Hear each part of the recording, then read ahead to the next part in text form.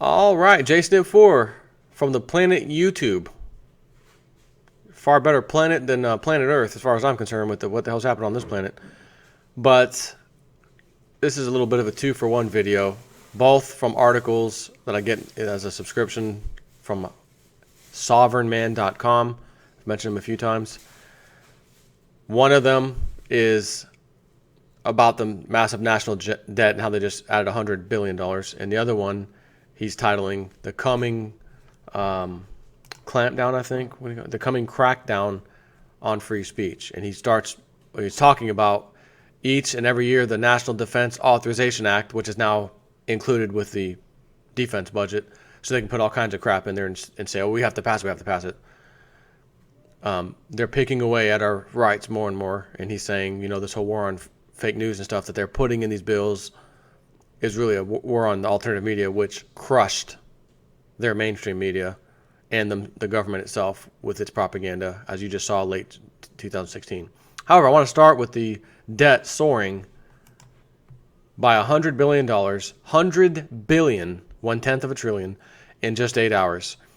And I thought about that, because I saw that headline, and I'm like, sure enough, I've been saying for the longest time, it would be highly probable that Obama will have doubled the national debt by the time he leaves office. And I'm pleased to say I'm proud of getting that one right, but not proud of the fact that it was right at the same time. But I thought about $20 trillion. He upped the debt. We had $10 trillion. It's now $20 trillion. 10 trillion strong. And I thought to myself, do you guys remember the commercial for the Flintstone vitamins? We are Flintstone kids, 10 million strong and growing. And then it hit me. We are Bankster kids, 10 trillion strong and growing. Because we just grew by $100 billion as far as our national debt is concerned. According to the latest statement issued yesterday afternoon, and this is a day old, by the Department of Treasury, the U.S. national debt has reached $19.976 trillion as of the close of business day on Friday, December 30th, 2016. The government is typically a day or two behind when it sends out these reports. That number itself is obviously remarkable, just shy of $20 trillion. But what's even more astounding is that according to the Treasury Department's own figures, they started the day with a debt level of just $19.87 trillion. So literally in the span of a single 8-hour workday, the U.S. government amassed an astonishing $97 billion in debt. I need to pause this for 1 second. All right. Reason I had to pause that for a second is because I'm looking at the numbers and I'm seeing 87 and 97. I'm like, that's only $10 billion difference. However, I almost wonder if they did this to confuse everybody. 19 trillion 879 billion to 19 trillion 976 billion. It is $100 billion. Makes me wonder again if the government specifically chose that 97 billion to throw us off, like we wouldn't catch that little, decimal point over or whatever. Anyways, that number itself is obviously remarkable, just shy of 20 trillion. But what's even more astounding is that in a single 8-hour workday, the U.S. government amassed an astonishing $97 billion in debt. That's simply incredible. $97 billion is not larger than the entire GDP of New Mexico or Luxembourg in 8 hours. I review these reports every single day. Needless to say, an increase of this magnitude occurs almost never. And when I saw it yesterday afternoon, the holy crap that came out of my mouth caused a rush of staff into my office asking, what happened? As I recovered from my shock, I explained that the U.S. federal government had increased its debt by nearly $100 billion in a single day, to which one of them asked, what did they buy? I thought it's a brilliant question, almost childlike in its simplicity. Indeed, what did they buy? How many aircraft carriers did they purchase? How many colonies on Mars did they just build? Did President 20 trillion Obama acquire a controlling stake in Walt Disney Corporation on behalf of the taxpayers of the U.S.? Did Congress suddenly recapitalize the FDIC or any of the half dozen insolvent U.S. trust funds? Perhaps they fixed a decent portion of the nation's crumbling infrastructure. Or maybe they just decided to send a check for almost $1,000 to every household in America, because that's what it would equal. Nope, none of the above. The reality is that these people indebted every single taxpayer, including future generations of taxpayers who won't even be born for decades, with a massive bill that has almost no mathematical probability of ever being paid down. And despite this prodigious debt, the government has absolutely nothing to show for it. What's really amazing is that this isn't even unusual anymore. The national debt in the United States is already much larger and is growing much more quickly than the U.S. economy. Plus, interest rates are rising from their historic lows. In fiscal year 2016, the government's total interest bill was a whopping $432 billion. This works out to be an average interest rate of 2.204%. We'll just say 2.2%. According to Treasury Department's most recent data from November 2016. But it wasn't that long ago that interest rates were much higher. Back in January 2008, for example, the average interest rate on U.S. government debt was 4.78%. And even that was considered quite low by historical standards. Today's rates are less than half that level, and it's reasonable to expect rates to increase. In fact, it's already happening. In late December, the Treasury Department sold $28 billion worth of 7-year Treasury notes at a yield of 2.24%. 2.24% is still pretty cheap, but it's nearly double the rate from just 6 months ago. Back in July, the 3-month Treasury bill rate was just 0.02%. Now it's more than 25 times greater at 0.5%. This is a significant increase in a short period of time. If the government's average interest rate returned to 2007 levels, they would be spending nearly $1 trillion each year just to pay the interest. That's more than they currently spend on Medicare or the U.S. military. So speaking of the NDAA, the $600-700 billion budget they passed every year that they fight over a lot of times, we're supposed to be cutting down, but we keep increasing it. As JSNIP4 correctly said, there will never, ever, ever be a budget cut for the military-industrial complex. I've said that over and over. And I even showed you Obama in his big mouth talking about how he's going to do it. And I've already, don't send me a budget bill without this cuts and yada yada. They sent him the bill and they squeaked in a little bit more. There's a little back and forth. And ultimately what happened? It got passed. Higher than expected. Oh, well, that's okay. We'll pass it anyways. As I said, there will never be a cut to the military-industrial complex. Never. So as you can see, the U.S. government is not only increasing the debt level at an astonishing rate with absolutely nothing to show for it, but they're going to have to start paying a lot more interest soon. Remember that they already borrow money just to pay interest on the money they've already borrowed. So higher interest rates mean that they'll have to borrow even more money to pay interest, which will cause the debt to go up even higher, requiring them to borrow even more money to pay the interest. It's a never-ending cycle that only ends one way: default. And I know we've been talking about this for years, and the government's fine, and the American economy's fine, and there's nothing to see here. But these numbers don't lie, folks. It's not a question of if, it's when. And I wish I knew the when, because if I did, I'd be sharing it with you. I'd be able to prepare you perfectly in advance. But that's an unknown.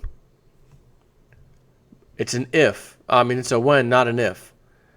The debt level is growing much faster than the economy, so each year the hole becomes even deeper. They'll either have to default on their creditors, causing a massive catastrophe across the global financial system, or they'll have to default on the promises they've made to taxpayers. You might be thinking, can't they just cut government spending? No. Again, not without defaulting on taxpayers. The three biggest line items in the budget that mop almost all government spending are the debt interest, Social Security and Medicare, and the military, which I will better classify as the defense budget.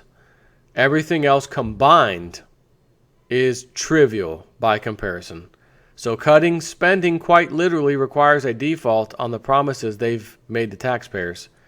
This includes everything from Social Security to maintaining a stable financial system without resorting to major inflation or capital controls. None of this means there's going to be some spectacular collapse tomorrow morning. The sky is not falling. In fact, despite this debt madness, we're living in a world full of incredible business, investment, technological, and lifestyle opportunities.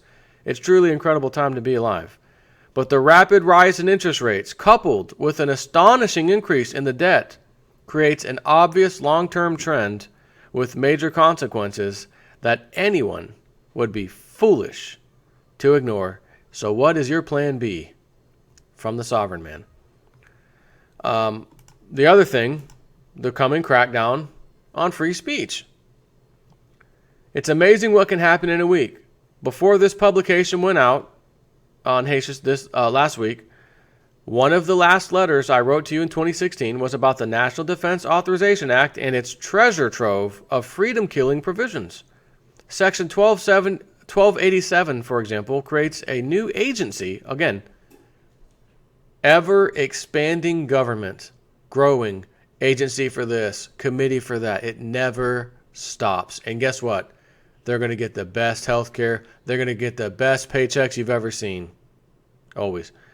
New agency has been created called the Global Engagement Center, also known as, according to Sovereign Man, the Ministry of Truth. It has one purpose: to combat fake news.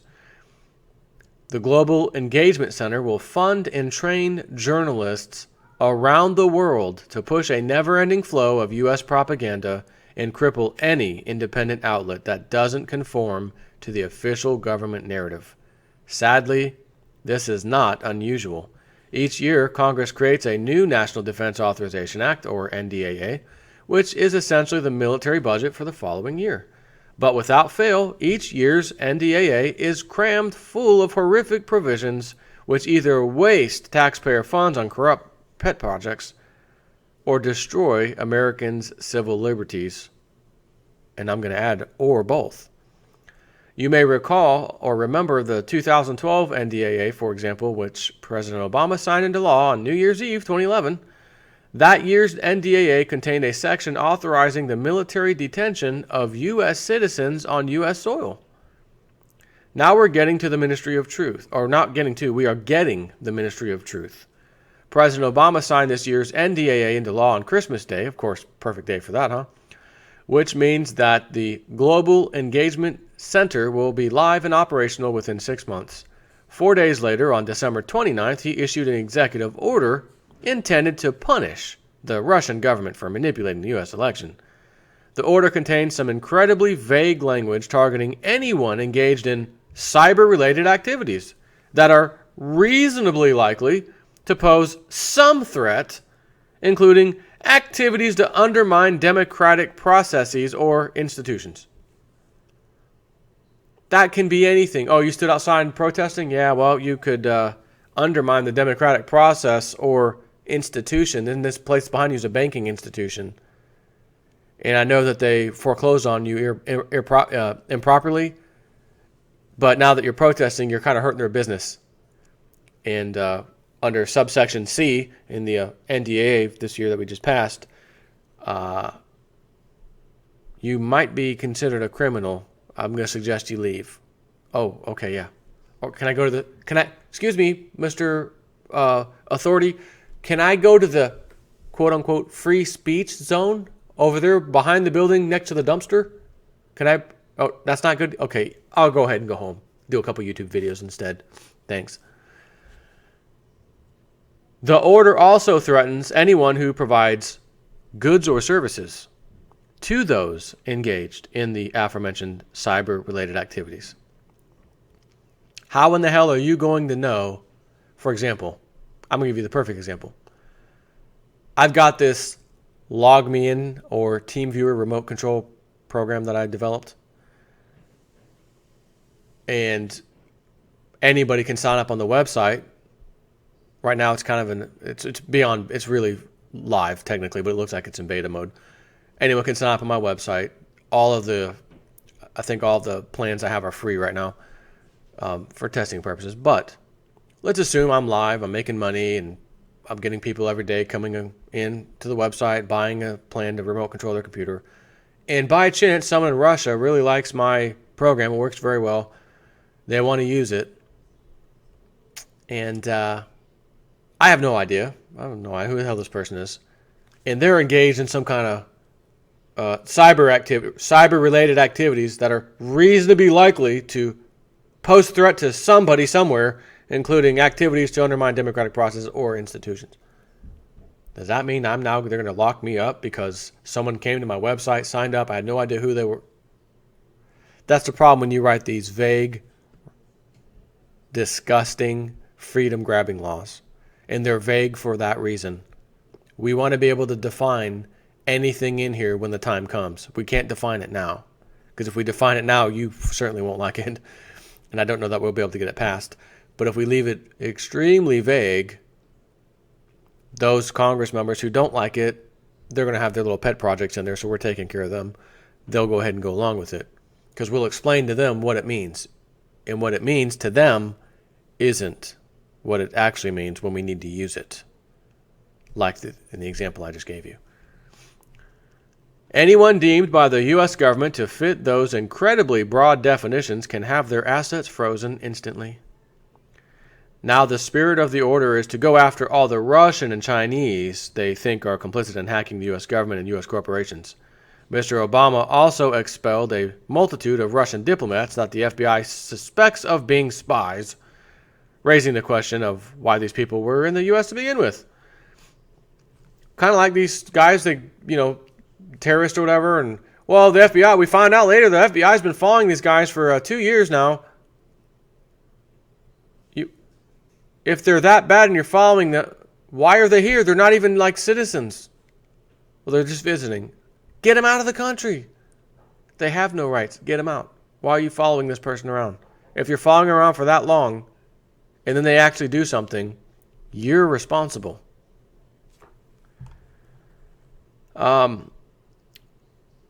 Yet such broad and vague language could easily be applied to ensnare just about anyone they want. If you just happen to have sold a used mobile phone over Craigslist to someone who ends up being a hacker, you could be targeted under this order. Same with anyone who uses the internet, engages in cyber-related activities. That's using the internet to express strong anti-government opinions or undermine democratic institutions. Now, clearly that's not the intention with this order. But when enough time passes, rules and regulations have a strong tendency to be used in ways that dramatically diverge from their original intent.